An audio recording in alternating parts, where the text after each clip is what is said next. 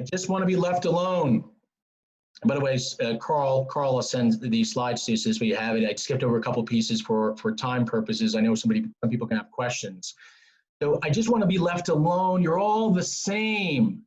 Go back to relationships. If someone broke up with their person, okay, and now you're trying to court that person, sometimes at the beginning they just need time to heal. They need time to understand what happened in their previous relationship, right? This is stuff that you can relate to. They want to understand what happened in their previous relationship. Same thing with homeowners. They want to understand what freaking happened. We know the stats are there. NAR says it. Remax says it. The stats are there. They're going to relist their house. The odds are in your favor. So many people love to go to Vegas and Atlantic City and spend their money. The odds are completely in your favor. Over 90% of people are relisting their house with an agent. The stats are there. You're all the same. So I know you're upset. I know you're upset. And believe me, you have the right to be. Acknowledge. You have the right to be. Don't they have the right? 100 agents call them, harassing. I mean, come on. You're lucky they're not calling the do not call people on them. So what I'm attempting to do by calling is to demonstrate my assertiveness. The way I see it, had your last agent been proactive, your house would have sold by now. Now, by the way, this is advanced language because and this is language that if you've already started to communicate with this customer over and over, then you should start to getting aggressive. This may not work in the opening line. The way I see it, your last agent wasn't as proactive. Your home would have sold by now. All I'm asking you to do is channel your frustration in a positive direction. Lead them, guys. Your job as a consultant is to lead them down this pathway of self-discovery into a more positive environment. Positive direction by meeting with me. I know if you give me a chance, you will indeed discover a better alternative for you and guys, be compliant, guys. So New York, for you and your loved ones, if you want to say it. Stay away from family. It's you and your loved ones, okay? Or just you, whoever. If you've been communicating, if you know that what their structure is, say it, but stay away from this for compliance. I know Carl will appreciate that, okay? You and your loved ones or loved ones, okay? You gave the previous realtor, all I'm asking is for an hour. That's all I'm asking for is an hour. Oh, here's another one, guys. This is another one you love. I love this one. Why didn't you show my home when it was for sale? Oh, right. And then everyone freezes up, right, Carl? Oh my God, I didn't show the house. So what do I say? Oh, I was busy. I had all these buyers, right? Ready? Acknowledge. That's a great question. And I appreciate you asking. You see, I'm not just in the business of showing houses. I'm in the business of satisfying needs. So obviously your home didn't match the criteria for any of my clients, otherwise I would have shown it. Besides, is it about showing the house or is it about selling the home? Okay, who in the last 15 days has consulted with you on how to get your house sold? And would it be worth an hour of your time to see if there's a better alternative for you? Notice how this is all tying in once you start practicing. Hey, worst case scenario, you'll find out exactly why your house didn't sell and receive a proactive plan for getting it sold. Item of value alert, item of value alert. You'll receive a proactive plan of how to get it sold, right? This is what they'll do. Shh. Hey, honey, you think we should have this guy Mike come over? He's got this plan. I think we should just get him to come over. He said it's free and we don't have to sign anything. All right, Mike, come on over. Come on over. Yeah. No, yeah, you're right, Mike. I want to see the proactive plan. Boom. The door is open now. Okay. I wouldn't be calling if I didn't think I can help you. I wouldn't be calling if I didn't think I can help you. I mean, and this is, guys, this is not for everyone. So if this is not if you're not your personality, don't use this line. I mean, really, at this point, what do you have to lose? This is pretty aggressive. But sometimes you need to, for those homeowners that want to hear the aggressiveness, right? Think about this. If you were in court and you had an attorney and you want somebody that's aggressive as your attorney, there are some folks in the marketplace that really want that aggressive agent. So you have to be now to be a chameleon. I know Carl talks about this a lot as well. And I think Olivia mentioned one time before, be a chameleon. If you know that these homeowners aggressive, you got to show a little aggressiveness. If you're very mousy, get your house sold. They're not going to listen with you because you don't match their personality type. So you want to use a line like this? I'm out of your comfort zone. I mean, really, at this point, what do you have to lose? Okay, accountability is key, guys. We're about to wrap up because I'm excited to answer your questions. Accountability is key. This is a beautiful piece of paper that came so simplistic in its purest form over here. It came from Remax and Remax Momentum. Accountability is key, right? Peter Drucker says, what gets measured gets done. So basic.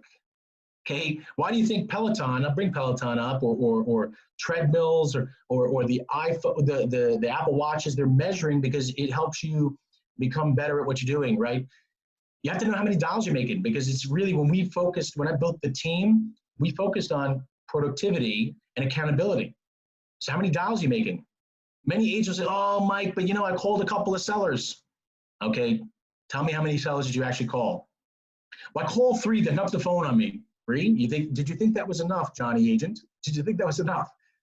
All right, or sometimes the agents were going through the accountability piece. I know that I think Jason was doing the accountability. I saw some of those videos. And kudos to all the graduates of that program. Sometimes we're talking to the agents, oh yeah, I made 10 dials. Did you actually speak to anybody? I left a couple of voicemails. Oh, so let me ask you a question. If you left a couple of voicemails, did you think they were going to call you back after 100 other people might have called? So you want to measure this stuff. How many dials did you make? How many actual talks? How many sets? How many meetings, right? So here's another fun one. You make an appointment. I think the metric is 50% of the people are going to ghost you and cancel. It's normal. Don't get your heart broken. It's normal. People going to cancel. Oh, Mike, I had such a great conversation. You know that agent. You know who's on this call. Mike, I had such a great conversation. We're talking about our kids. We're talking about our Labradoodle. We're talking about the Peloton. We're talking about the mirror. Stop. Because people want what they want. You got the great connection, but they may cancel on you. So you need to figure out, okay, why do they cancel? How do I increase the sets? How do I after meetings, right? So if you're not measuring how many meetings you're having, and then of course, listings. If you had 100 meetings and you've got only 1 listing, congratulations on your listing, but you need some improvement. Yes or yes? You need some improvement. And that's okay. That's why you're measuring it. Vulnerability as an agent is the key. I'm sure Jason, I know Carl talks about it, and Olivia, you got to be vulnerable. But I know egotistical, narcissistic agents, oh, I'm the best. I don't need to come to class. I don't need to do this. I don't need to study. I don't need to measure anything. You got to be vulnerable. That's how you can be coached. That's why I know Carl asked this question, are you coachable? The answer, are you coachable? Because coachability comes from vulnerability. You know what, Mike, I messed up. I messed up over here. This week I only had 20 dials. Okay. And here we go, the definition. This is what I was mentioning before. Dial is a phone attempt, not an email, not a snail mail, not a DM. Stop the madness. Oh, I was on Instagram and I DM'd somebody. Stop. You got to connect with people. We're in the connection business. The artificial intelligence and the robots still have not taken over yet, okay? So you need to connect with people. That's why you have a career. Yes or yes? Yes. Okay, so phone attempt. You've actually got on the phone and try to call them. Okay, and by the way, I know some of you guys have seen that ad, cold calling is dead, or warm calling is dead. Sign up today, send that Facebook ad, stop it. We're in the relationship business. Okay, the minute that the Facebook ad and the Instagram ad is scaling your business without even a phone call, your career is over in real estate. We're in the relationship business, guys. Get on the phone, talk to them. Get on a Zoom today, virtual, baby. Talk, voice-to-voice contact with a live expired, not an answer machine, not a voicemail. You actually spoke to them. I know some of your agents right now, if you're being coached by someone, you're probably going to talk to your coach and say, yeah. I spoke to a bunch of people. And ultimately, you'll have voicemails. Stop. Be vulnerable, guys. If you haven't spoken to them, the point is this. How are you going to get results from people through a voicemail? You're not. Sets. You've set a specific time to meet. Not the famous line that when I coach agents inside and outside our company, they ask, oh, well, yeah, Mike, I set some appointments, but they gave me a verbal. The famous line, right? Carl, I see you right on my screen. They gave me a verbal, Carl. They said they were going to meet with me. That's not a set appointment. A set appointment said, I'll be at your house tomorrow at 3 p.m. Not a potential appointment. I love looking at zeros because it motivates me. Meeting face-to-face. Meeting is not some Instagram post or a Facebook post, WeChat, WhatsApp, whatever you're out there. It's not some it's not some comment on the page. It's actually face-to-face, whether it's now today with Zoom or actually in person. Listing, it's not a promise of a listing. It's a signed and executed listed agreement. You got it? That's how you measure your results here. So now I'm ready for questions. Was that good? I hope so. Hey, Mike, really, that was awesome stuff. A lot of the stuff you say we talk about all the time. I mean, you nailed it. I love about getting attached to the process, not the outcome. You know, you're not going to make 100 calls and get 100 listings out of it, right? It's just the reality. But the more you get used to your system and your process and your approach at it, and the more consistent you are, then the listings will come. 100%. All right, so we have some questions here in the chat. Do you leave a message when you get a voicemail, or you try other methods like texting? So, you know, I use some systems, you know, if I'm going to leave a voicemail, you know, if you're using a dialer, you can have a voicemail drop. Yeah, and yes, so if I'm using a dialer, what I like to use, my gosh, I'm going to give some secrets here, guys. I don't actually like to leave a voicemail, okay? I just leave an airdrop. What's an airdrop, Mike? I literally go. Like a slap? Because what happens, think about it, guys, as was taught in the class, people are curious. If there's just an airdrop, literally an airdrop, like, I think I'm like, who the heck was that? Let me call this person back. But I know it's Carl. You know what's funny, Carl? Some agents are so fearful of them getting the call back. You want that call back, right? You know what I mean? They're like, I hope they don't call me. I actually left a voicemail, but I actually hope they don't call me. Yeah. Yeah. So the point is, I don't leave I think it's a waste of time. And by the way, guys, I know a lot of you. So if I come off in a certain way, I'm actually just trying to come from, you know, the side of help. So if I say something very direct, please, I mean, no, nothing. You know, but I do think voicemails are a waste of time. Why? Think about this: efficiency. If it takes you 30 seconds to leave a voicemail and you made 100 calls, that's 100 calls times. You made 100 dials, and 200 dials, 100 went to voicemail. That's 100 times 30 seconds. That's a lot of waste of time. That there's no cute voice that's going to get them to call you back or some special message. So if you're using a dialer, personally, I would just use the voice drop feature. Right. So most people calling expireds will know what that is. If you don't, you go into Vulcan or Mojo, whatever you use, and pre-record something. If you're the type of person that doesn't want to just leave a blank message, that just like makes a click or something like that, so they stay curious, then leave a voicemail. Right. And I like making those calls with a tracking phone number, so when they call back, you know it's somebody calling back off your calls. You know me. I love that stuff. I know you. I was right. I was waiting for it. But if you see the number ringing on your phone and you know that's the number you use to make outbound calls, your approach on how you pick up that call is going to be so different. And you know, we've all heard those agents who pick up the phone. They're like, "Hello." Oh yeah, I'm thinking about selling my house. Like, "Oh hi, how are you? Isn't today like a beautiful day?" Oh my gosh. Instead of coming at that, instead of coming in where they know, if they see that phone number and they know it's a lead, they're going to have that approach right away. You only get one chance to make that first impression, and how you answer the phone and set the tone could be a huge difference. Yeah, I mean, you know, it's interesting that you mentioned that, because another thing is if the homeowner calls you and they say, "Hey, I'm busy right now. I've got my kids. I got my dog." Let's be real. They don't care about your kids. They don't care about your dog. If you're busy, you're reminding them of their last agent, because their last agent said the same thing. Their last agent said, "I'm busy with my family. I'm busy with my dog, my cat, my yoga class." So don't give them that impression. So that's why that tracking number is phenomenal. Yeah. Also, so we have a question. What about your plan after you get the foot in the door and they say they're interviewing 3 other agents? I think I know where you're going to go with this response. You think you're going to weed it out before you get in there. But what do you say when someone says they're interviewing 3 other agents? Now, are we talking prior or when I'm in there? No, when you get in there. So let's just say you get into the appointment and someone's saying, "Oh, well, I'm interviewing 3 other agents." Well, I'm excited that you came up with that plan to interview 3 other agents. Remember, stay curious, as the program mentioned. Stay curious. First question is, why are you interviewing 3 other agents? Don't acknowledge that that's a good idea, because guess what? You'll guys, if you acknowledge that that's a good idea, then they're going to interview 3 other agents. Yes, right. Yes. So I would just say, stay curious. Why is it that you're interviewing 3 other agents? Because I want to understand. Remember, seek to understand. Sorry to bring Adam Contis, but that's just always, he's like said that a million times. Seek to understand. Why are you thinking about interviewing other agents? Is there a reason? And let them come up with a reason. Then they'll give you a chance to close the deal. No, we're just the type of people that like to meet other people. But remember, this is expired class, guys. But and this is what I make that little face. So you mean to tell me all that I presented? Do you think I'm not good enough? Right? You gotta go, do you think I'm not good enough? Is there something I missed? No, Mike, we're just the type of people that we like to meet other people. But wait a minute. You told me before I got here that a bunch of people called you.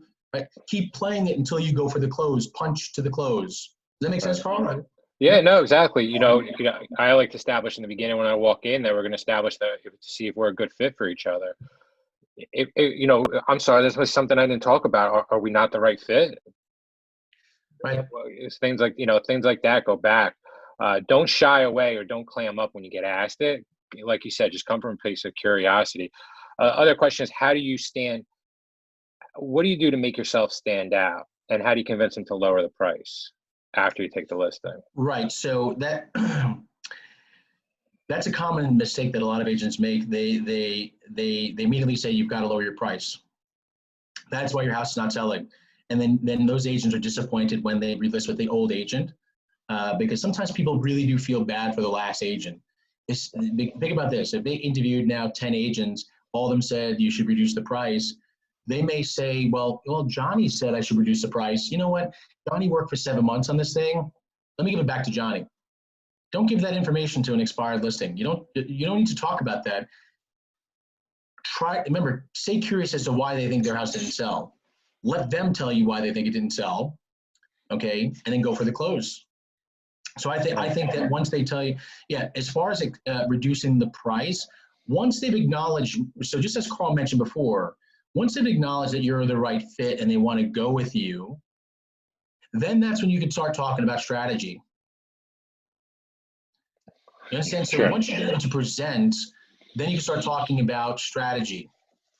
Many agents will focus on, well, the price was wrong. That's not a strategy. You got to go into your presentation. And Carl, you're a big trainer yourself, so I'm sure these guys, somewhere the group has it over here. I know they do actually. Use all the other tactics to provide value, and then you go right for the close. But don't talk about pricing right away. But Mike, I don't want to take an overpriced listing. 2 reasons why you'll take an overpriced listing, in my personal opinion. One, motivation. I think it comes down to motivation. A person is ready to sell, but once you show them the pathway of that there's a better way, maybe the marketing was off, you're a more proactive agent, they'll follow your lead. The other reason why I believe that they would overprice it in many cases is because there's no motivation. They're afraid. They don't have a plan. They weren't moving. They didn't find their house in Florida. Their cousin is a part owner in the house, so they really don't want to sell. So I think the overpricing piece, Carl, is a lack of motivation, and it's for further discussion. But if they give you their motivation and you think that that's a good reason, they'll eventually reduce the price. Stop trying to be a licensed appraiser, because you're not. I know some people, maybe there is some people that are on here licensed appraiser, but you're not a licensed appraiser. Right. So don't try to be that laser beam, like, oh, you have to price it. I'm like a data scientist. Guys, most of you are not a data scientist, because that would be really cool, and you make a crap load of money if you're a data scientist. So you're not a data scientist. So Mike, I appreciate your time. We have just a couple more questions. I know you have to hop onto another Zoom soon, so we'll try to get it through quick. How do you answer, I'm going to try it on my own for now? I always like to get to this punchline. Why is that? And stay quiet. Power the pause. Why is that? Right. So we're not in a FSBO class right now, but FSBOs, expired that turns to FSBO. There's a reason why they're going to go for sale by owner. Why is that? Now, and once they give you the reason, you'll use the stuff that Remax First has taught. Once they give you the reason, then you can start identifying, you can start closing the deal on why they're becoming a for sale by owner, right? Well, I don't think all you agents are the same. Well, and then it goes back to what Carl said before. So what I presented here wasn't enough. You don't think I'm good, and I'm pretty aggressive like that. So you don't think I'm good. We just presented for an hour, and I thought we were getting somewhere. No, Mike, it's not you, man. It's not you. I just want to try it on my own. Okay, so why do you want to try it on your own? Mike, I know how all your agents are. You put a listing on Zillow. I can go on Zillow for free. Okay, I can go on Zillow for free. Here's a little nugget alert, guys. Ready? Can I ask you a question? Sure, Mike. So do you really think that it's for free on Zillow? Well, yeah, Mike, I can go on Zillow right now. And by the way, I just know that Zillow, so this is not a commercial for Zillow. It's free for owners to put their listing on Zillow, right? So can I ask you a question about, this is nugget alert. Can I ask you a question? Do you know how Zillow operates? No, what do you mean? Did you know Zillow is a publicly traded company? And pause right there. You always said, well, because listen, I'm not saying you wouldn't have known this, but I do this every day. Did you know that Zillow is a publicly traded company? Have I got your attention, guys? Did you know Zillow is a publicly, okay. So what do you mean, Mike? So they're a business for profit. Can I ask you a question? If you were a business that's publicly traded and you were a for-profit business, would you do things for free? Well, so tell me how it works, Mike.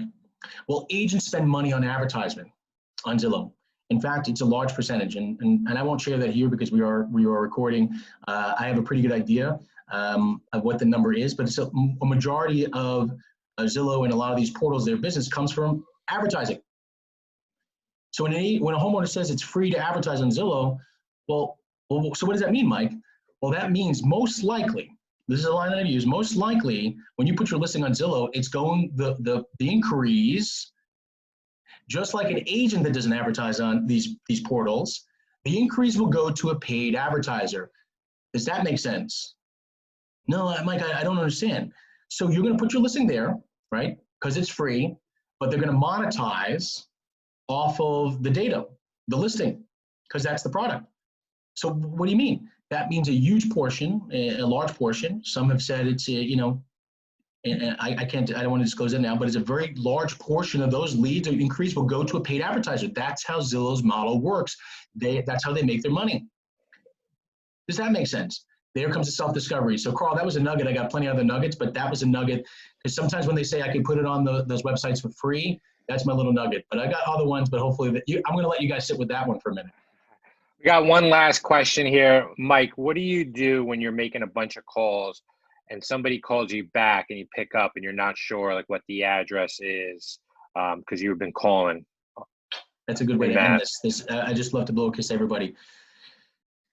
So if you're focused on the property, you're taking the wrong approach.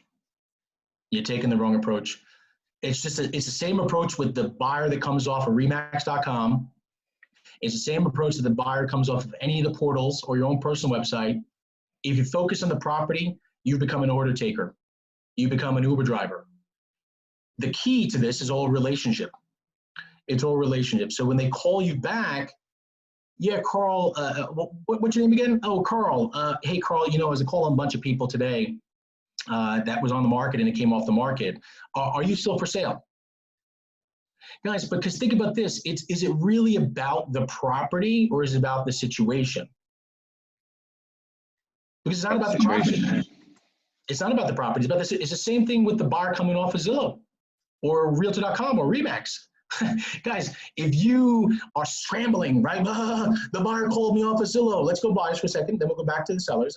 Oh my gosh, I might come in my car. I don't know the listing. I got to have the envelope, right? I've coached enough agents. I've done it myself. Oh, Mike, I need to be in front of Zillow because I got to know every single detail. When Betty Buyer calls, let's go back to buyers for a second. When Betty Buyer calls, she's calling about a particular property, but she's been through a journey. So typically she wants to connect with an agent. That's the purpose. She's calling about a property, but she's frustrated. Same thing here. The homeowner is frustrated by the situation. If you think that you need to know it's a fully detached, it's a ranch house, it's a new kitchen, it's a new bath, they're not giving you the time of day. It's an expired listing. They're not giving you the time of day. You just need to focus on Hey, Carl, I was making a bunch of calls early today. There's some people I want to help. There's some people I want to help. And what do you mean, Mike? Well, I'm a real estate agent with Remax, Remax First, Remax Edge. And, some folks that I called early today, they came off the market. And I was a little disappointed and sad for them. So I was just calling to see how I can be of assistance. So Carl, I noticed that your house came off the market. Why did you think it didn't sell? And that's how I do it, Carl. Because it's always it's the situation, get them off the topic, because guess why? If they're burned, if they're really upset at their last agent, they're going to start telling you. Right. They're going to start telling, oh my gosh, Mike, you know what? That last agent, you're all this. It goes back into what we just taught, this whole program. It goes back to their frustration. Seek to understand. Right. And at that point too, it's the property's irrelevant. Oh, 100%. And that's the key. If you find yourself, you should pinch yourself, kick yourself in the rear. Every time you think you got to scramble for the papers, which property was this? You already you're losing. Right. Because I know my expired ninjas, they're literally not looking at the property. They're just like letting those calls. That's why a lot of people are not comfortable with dialers, because they think it's about the property. Oh, Mike, I gotta know the property, Mike. Don't you have to know the property? Actually, no. You just need to know what happened. And your goal on that call is not to list the house. No. The goal is to get the appointment to meet either virtually or in person with the seller, period. I hear agents try to call expired, and they go into commissions and they go into this and that. Mm-hmm. Like, stop, hang up the phone, because even if you get them to agree, have that talk virtually, face to face, build rapport. And that's why when I coach listing appointments, there's 13 questions that we like to ask sellers before we go into marketing, before we go into price, before we go into anything, even about the house, because you're trying to build that relationship. What's the most important thing to the seller when they're selling the house? Themselves. They're the most important thing, not you. Goes back to relationships, right? If someone had a bad relationship before, and I know it sounds funny or nasty, or you forgot about because you've been married for so long. Even if you're married, you have to focus on your loved one, your partner. You have to listen, seek to understand. So same thing. If they broke up with their last agent, they're not going to want to hear about you and how great you are. They want to talk about themselves, and rightfully so. And the more you talk about yourself and the more you talk about your awards, your brand, everything else, more you sound like the other agents. I did a FSBO training yesterday for anyone that was on it. And what did I say? It's about the seller. It's how you help them. You're there as a consultant. You just drop the rhetoric about you. It's really about them. Yeah. And that's why pre-listing packet's also a great thing. That's a good brag book. But that's a whole nother thing. Mike, listen, man, it's been an hour and 15 minutes. I don't want to take up any more of your time. No, man, this has been fun. I love your office. Really, it's been fun. And please feel free to reach out to me. I'm on Instagram. I'm Mike Nap, or just find me on Facebook, Mike Napolitano. Happy to help out, and especially for you, Carl, and Olivier, and Jason. You guys are an awesome office. You're doing great things, and I'm always happy to contribute. So thank you for this opportunity as well. I appreciate it, guys. If you enjoyed it, just drop a thank you in the chat for Mike for taking his time to do this. Because, one thing that I still learned from just hearing Mike, and I talk to Mike almost every day. So to be able to pick up things was great. So Mike, we appreciate it, and we'll talk to you soon. All right, guys, take care. Bye now. Bye.